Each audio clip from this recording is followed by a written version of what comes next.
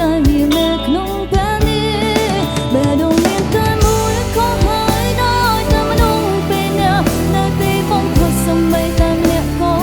មិនសល់សុំទៅគឺអត់ដឹងមកចោលក្រុមពេញទៅរើបំផុតតែដល់ផ្លូវតទៅស្គាល់អ្នកណា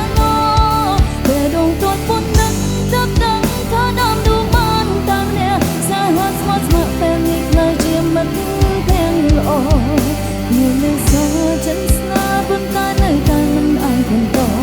គុំខ្វល់ពីអូនឲ្យគេឈឺចាំ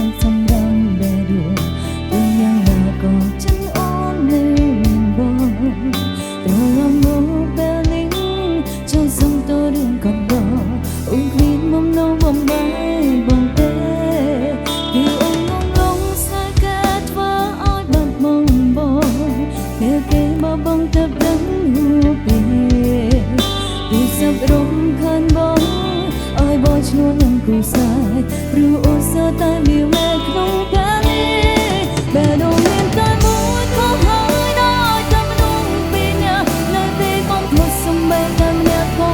មិនសល់សុំទៅរឿងអើដឹងមកចោលក្រុមពេញទៅរើបំផុតដែលដល់ផ្លូវតទៅស្គាល់អ្នកណា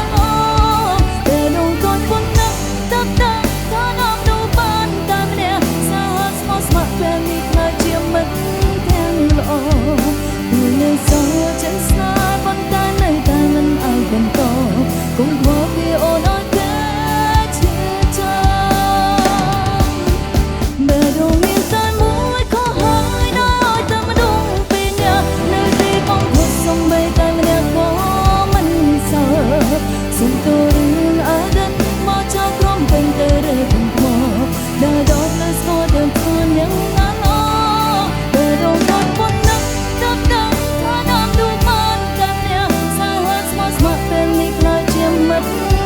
បន្ត Hãy subscribe cho kênh Ghiền Mì Gõ để không bỏ lỡ